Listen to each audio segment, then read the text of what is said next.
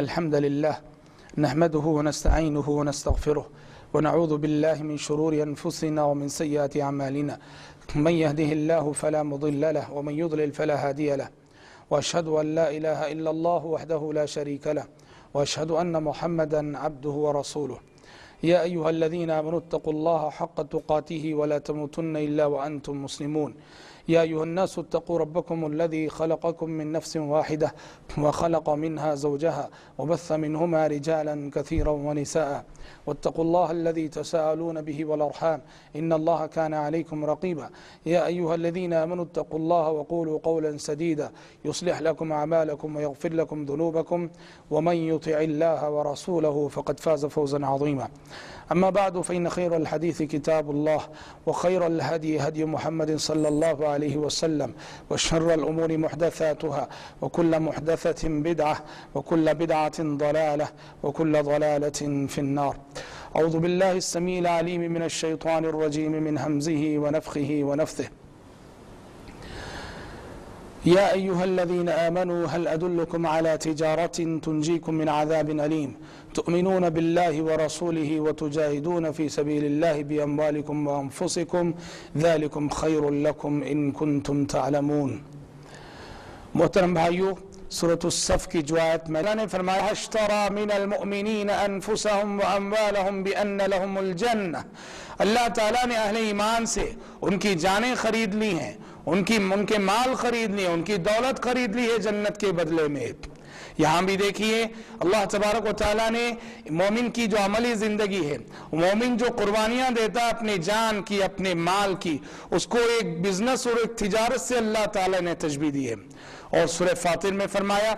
ان الذين يتلون كتاب الله واقاموا الصلاه وانفقوا مما رزقناهم سرا وعلانيه يرجون تجاره لن تبور۔ اللہ تعالیٰ نے فرمایا جو لوگ کتاب الہی کی تلاوت کرتے ہیں، جو لوگ قرآن مجید کی تلاوت کرتے ہیں، نماز قائم کرتے ہیں اور ہمارے دیے ہوئے مال میں سے دکھا کر بھی اور چھپا کر بھی خرچ کرتے ہیں، یہ ایسی تجارت کے امیدوار ہیں جس تجارت میں کوئی گھاٹا نہیں، کوئی نقصان کا اندیشہ نہیں۔ تو بھائیو، ان آیتوں سے آپ کو پتہ چلا کہ اللہ تبارک و تعالیٰ نے مومن کی عملی زندگی کو ایک تجارت سے تشبیہ دی ہے۔ مگر یہ تجارت کیسی تجارت ہے؟ یہ تجارت یہ جنت کا سودا ہے، یہ دنیاوی منافع کی تجارت نہیں، یہ جنت کا سودا ہے، یہ آخرت کی تجارت ہے، آخرت بنانے والی اور آخرت کمانے کی تجارت ہے۔ یہ دنیا ایک بازار ہے، یہ دنیا ایک بازار ہے، یہاں کچھ جنت کے خریدار ہیں اور یہاں کچھ جہنم کے خریدار ہیں۔ یہاں سودا ہو رہا ہے، یہاں دو طرح کے بازار ہیں، ایک طرف جنت مل رہی ہے اور ایک طرف جہنم مل رہی ہے۔ اپنی خواہشات پہ عمل کرنے والے، نفسانی خواہشات کے پیچھے چلنے والے، اللہ اور اس کے رسول کے فرامین کو ٹھکرانے والے، یہ جہنم کے خریداری ہیں۔ اور اپنی خواہشات پہ روک لگانے والے، اپنے نفس کو لگام دینے والے، اللہ اور اس کے فرامین پر، اللہ اور اس کے رسول کے فرامین پر عمل کرنے والے، یہ جنت کے خریدار ہیں جو جنت کا سودا کر رہے ہیں۔ بھائیو، کاروبار میں ہوتا یہ ہے، بزنس میں ہوتا یہ ہے کہ ایک طرف وہ چیز ہوتی ہے جو خریدی جا رہی ہوتی ہے اور ایک طرف سرمایہ ہوتا ہے، وہ دولت ہوتی ہے، وہ مال ہوتا ہے اور وہ کیپٹل ہوتا ہے جس سے چیز خریدی جاتی ہے۔ اس سودے میں، اس تجارت میں جو اہل ایمان کی تجارت ہے، خریدی جانے والی چیز جنت ہے، جنت خریدی جا رہی ہے۔ اور جس قیمت سے یہ جنت خریدی جا رہی ہے وہ قیمت کیا ہے؟ وہ قیمت ہماری جان ہے، ہمارا مال ہے، ہماری دولت ہے، ہماری زندگی ہے، ہمارا وقت ہے، ہماری خواہشات ہیں، ہماری تمنائیں ہیں، ہماری آرزوئیں ہیں۔ جنت خریدنا ہے، ان تمام چیزوں کی قربانیاں دینی پڑیں گی، جان کی قربانی، مال کی قربانی، خواہشات کی قربانی، ارمانوں کی قربانی، ارمانوں خواہشات کی قربانی کے بعد ہی جنت ملا کرتی ہے، یاد رکھنا۔ اور جنت محض تمناؤں سے نہیں ملا کرتی، جنت صرف آرزوؤں سے نہیں ملا کرتی، اور جنت کا حاصل کرنا کوئی آسان کام نہیں۔ جنت کو حاصل کرنے کے لیے ہمیں اور آپ کو اس کی بڑی بھاری قیمت چکانی پڑے گی۔ قرآن مجید نے کہا أم حسبتم أن تدخلوا الجنة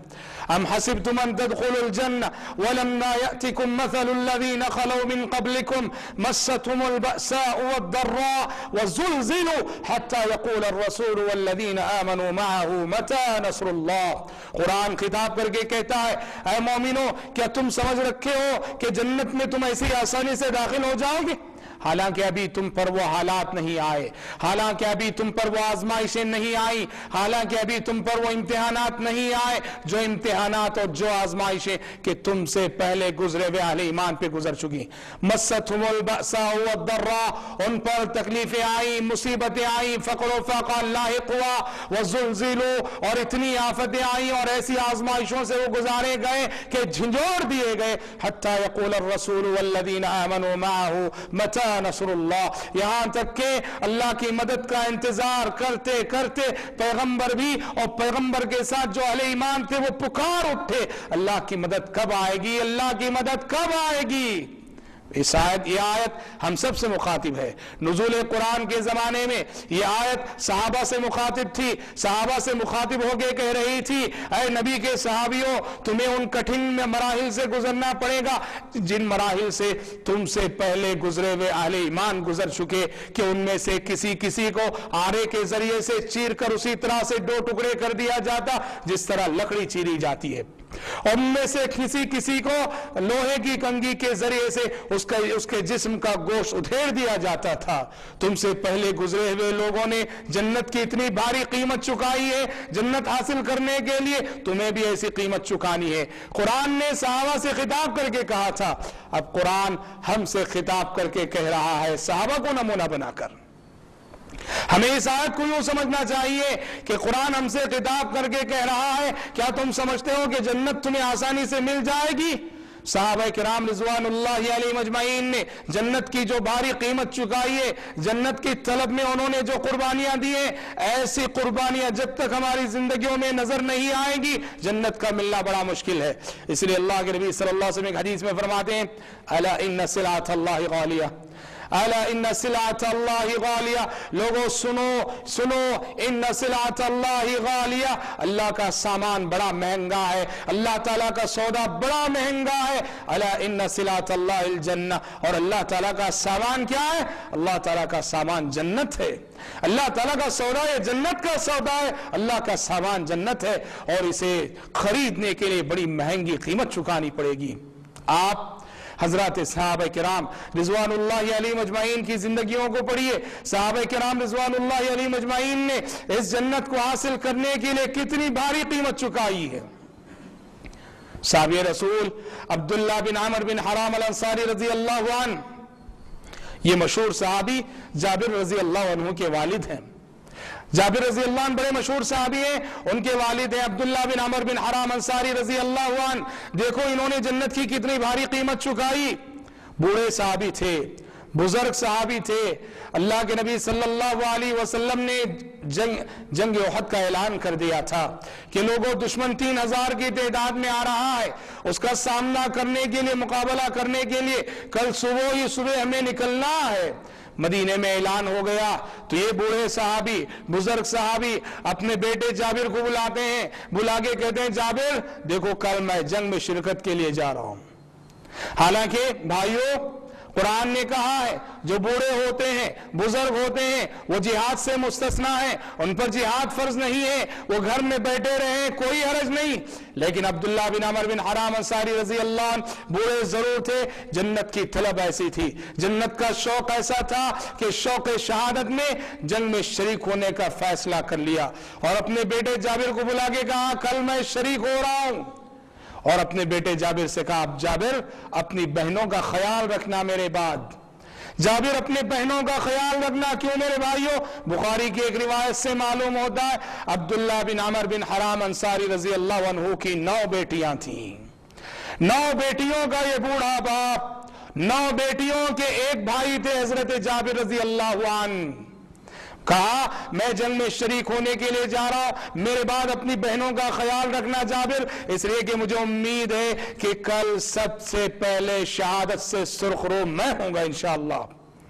یہ کہا، دوسرے دن میدان جنگ کا رخ کیا، اور طبقات ابن سعد کی روایت کے مطابق جیسے انہوں نے کہا ویسے ہی جب جنگ شروع ہوئی تو سب سے پہلے جام شہادت نوش کرنے والے صحابی یہی عبداللہ بن عمر بن حرام انصاری رضی اللہ عنہ ہیں۔ جیسے ان کی زبان سے جملہ نکلا کہ سب سے پہلے میں شہید ہو جاؤں گا، اللہ تعالیٰ نے ان کی تمنا پوری کی۔ یہی مطلب ہے اس حدیث کا، انا عند ظن عبدی بی، میرا بندہ میرے ساتھ جیسا گمان کرتا ہے میں اس کے ساتھ ویسے ہی معاملہ کرتا ہوں۔ حدیث قدسی میں اللہ تعالیٰ نے جو فرمایا یہی مطلب ہے۔ سچے دل کے ساتھ انہوں نے ارادہ کیا کہ کل کی صبح میں جام شہادت سب سے پہلے نوش کروں گا، اور شہادت انہیں مل کر رہی۔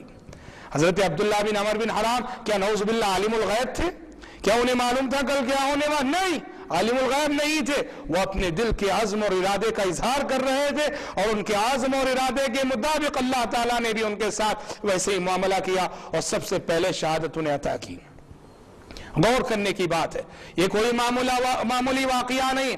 ایک باپ، بوڑھا باپ جس کی سرپرستی میں جس کے گھر میں 9 بیٹیاں پرورش پا رہی ہوں، ایک بوڑھا باپ اپنے گھر میں 9 نوجوان بیٹیوں کو چھوڑ کر میدان جنگ کا رخ کرتا ہے اور جام شہادت نوش کرتا ہے،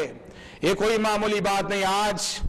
کسی کے گھر میں لڑکی پیدا ہوتی ہے، کسی کو اللہ 1-2 بیٹیاں دے دے، ان 2-1 بیٹیوں کی وجہ سے والدین کی نیند حرام ہو جاتی ہے۔ بیٹی کی پرورش بڑا مسئلہ، بیٹی کی نگہداشت بڑا مسئلہ، بیٹی کی تربیت بڑا مسئلہ، بیٹی کو شادی کر کے دینا بڑا مسئلہ۔ اسی لیے آج والدین اپنی بیٹیوں کی شادی کی فکر کب سے کرتے ہیں؟ جس دن گھر میں بیٹی کی ولادت ہوئی وہیں سے انہیں شادی کی فکر دامنگیر ہوتی ہے۔ واقعتاً بیٹی کی پرورش بڑا مسئلہ ہے۔ یہاں 1-2 بیٹیوں کی بات نہیں، یہاں 9 بیٹیوں کی بات ہے۔ ایک باپ اپنی 9 نوجوان بیٹیوں کو چھوڑ کر میدان جنگ کا رخ کرتا ہے۔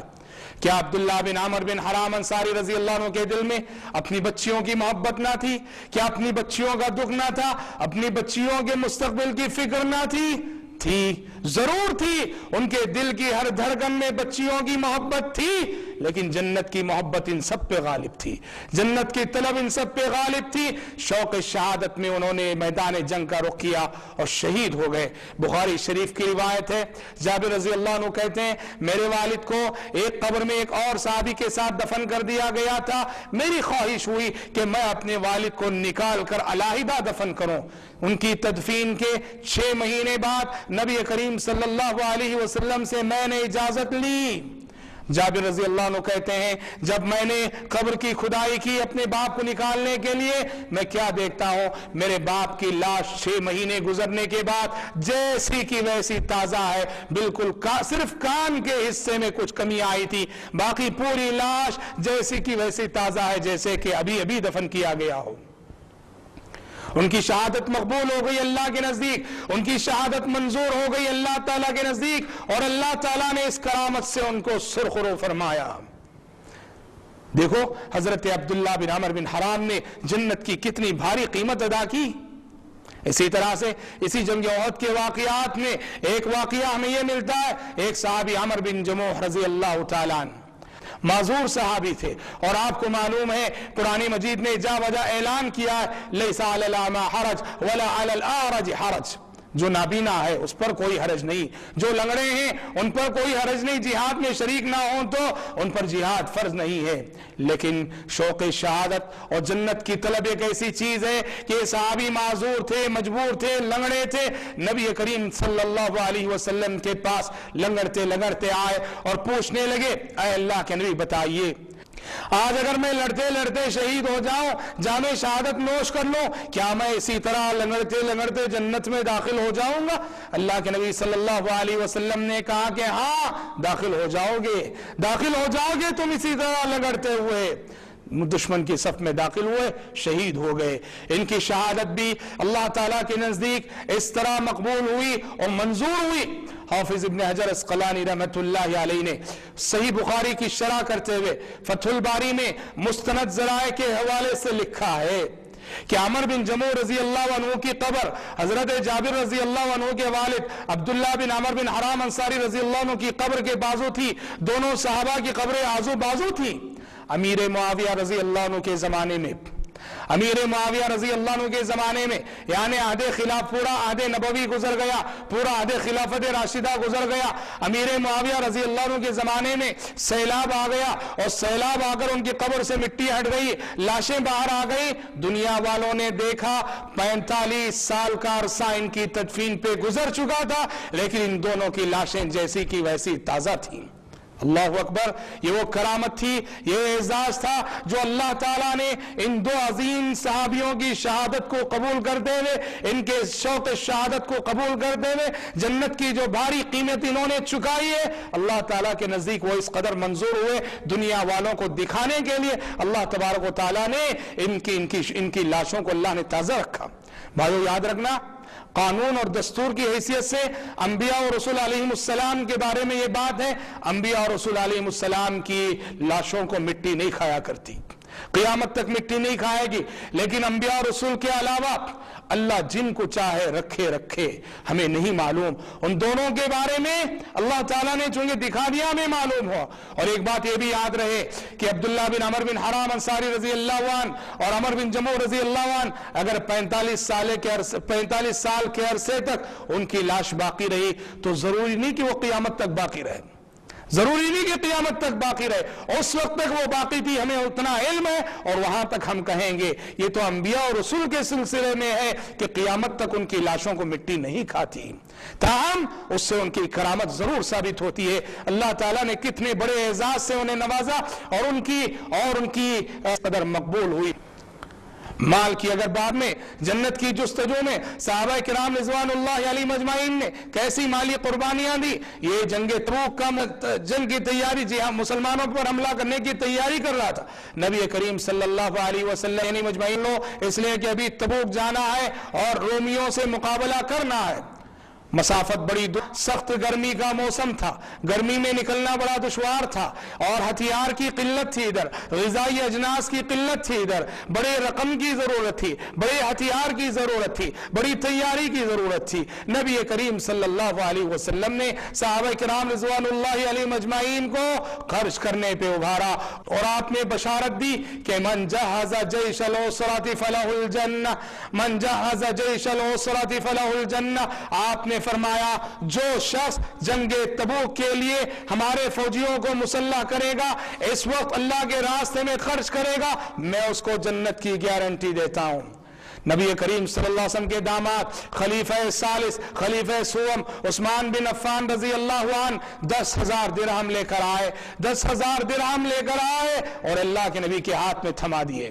درہم کی کیا قیمت تھی اندازہ لگاؤ، عہد نبوی میں 1-2 درہم میں ایک بکری آ جایا کرتی تھی، 10,000 درہم لے کر آئے، نبی کریم صلی اللہ علیہ وسلم کے ہاتھ میں تھما دیا۔ اللہ کے نبی صلی اللہ علیہ وسلم عثمان بن عفان رضی اللہ عنہ کے لائے ہوئے درہموں کو اپنے ہاتھ میں لیے ہوئے تھے، ایک ہاتھ سے دوسرے ہاتھ میں منتقل کر رہے تھے اور فرمائے جا رہے تھے ما ضر ابن عفان ما عمل بعد هذا اليوم، آپ نے کہا عثمان بن عفان نے آج وہ نیکی کر لی ہے، وہ عمل کر لیا ہے، آج کے بعد عثمان بن عفان جو چاہے کر لے، اب جنت میں جانے سے اسے کوئی چیز نہیں روک سکتی۔ اسی موقع پر مزید مال کی ضرورت تھی، نبی کریم صلی اللہ علیہ وسلم منبر پر چڑھ گئے، صحابہ کرام رضوان اللہ علیہ مجمعین سے خطاب کر کے ابھارا، انہیں خرچ کرنے پہ ابھارا، انہیں انفاق کی تعلیم دی اور کہا کہ ہمیں بڑی ضرورت ہے، اس وقت فوجیوں کو مجاہدین کی تیاری کے لیے بڑی ضرورت ہے، لوگوں خرچ کرو، کون ہے جو اللہ کے راستے میں خرچ کرے گا؟ عثمان بن عفان اٹھے، ترمذی کی روایت ہے، عثمان بن عفان رضی اللہ عنہ اٹھے اور کہا اللہ کے نبی میری جانب سے اللہ کے راستے میں 100 اونٹ میں دیتا ہوں، وہ بھی کیسے 100 اونٹ؟ غذائی اجناس سے لدے ہوئے 100 اونٹ میں اللہ کے راستے میں دے رہا ہوں۔ بیٹھ گئے، پھر آپ نے فرمایا کہ لوگوں مزید کون دے گا؟ دوسری مرتبہ بھی عثمان بن عفان اٹھے، دوسری مرتبہ بھی اٹھ کے کہا اے اللہ کے نبی مزید 100 اونٹ میں میری جانب سے دیتا ہوں، غذائی اجناس سے لدے ہوئے 100 اونٹ۔ پھر بیٹھ گئے، نبی کریم صلی اللہ علیہ وسلم نے پھر اعلان کیا تو تیسری مرتبہ بھی عثمان بن عفان اٹھے اور تیسری مرتبہ بھی انہوں نے مزید 100 اونٹ غذائی اجناس سے لدے ہوئے مجاہدین کے لیے وقف کیے کہ اللہ کے نبی یہ غذائی اجناس سے لدے ہوئے اونٹ 300 اونٹ اللہ کے نبی صلی اللہ علیہ وسلم نے ممبر پر کھڑے ہوئے تمام صحابہ کے مجمع کے سامنے پھر ایک اور مرتبہ شہادت دی عثمان بن عفان رضی اللہ عنہ کے حق میں کہ آج عثمان نے وہ نیکی کر لی ہے کہ آج کے بعد عثمان بن عفان جو کرنا ہے کر لے، جنت میں جانے سے اسے کوئی چیز نہیں روک سکتی۔ بھائیو، یہ صحابہ کرام رضوان اللہ علیہم اجمعین ہیں جو دنیا کماتے تھے دنیا کے لیے نہیں آخرت کے لیے، محنت کرتے تھے دنیا کے لیے نہیں آخرت کے لیے، مشقت بڑے کام کرتے تھے دنیا کے لیے نہیں آخرت کے لیے۔ بخاری شریف کی روایت ہے جب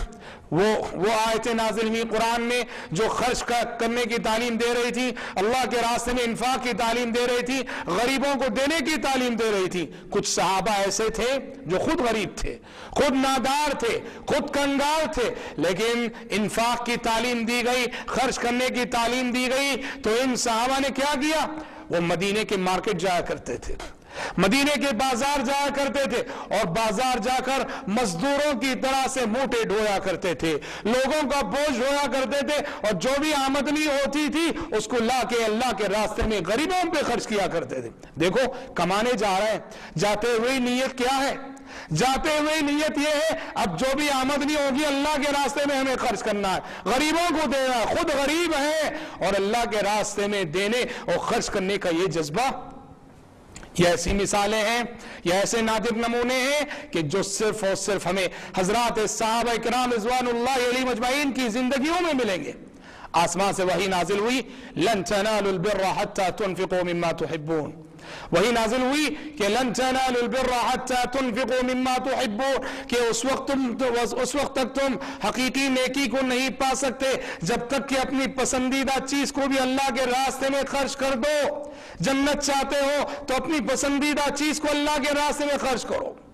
ہم خرچ ضرور کرتے ہیں لیکن ہم میں سے کون کتنے ایسے ہیں کہ جو اللہ کے راستے میں پسندیدہ چیز کو دیتے ہوں؟ ہم غریب کو کھلاتے ہیں، کھانا دیتے ہیں، کب دیتے ہیں؟ گھر والے سب کھا کر جب بچ جاتا ہے، کھانا سڑ جاتا ہے، وہ کھانا اٹھا کے دیتے ہیں۔ تازہ پکا ہوا کھانا دینے کی ہمیں توفیق نہیں ہوتی۔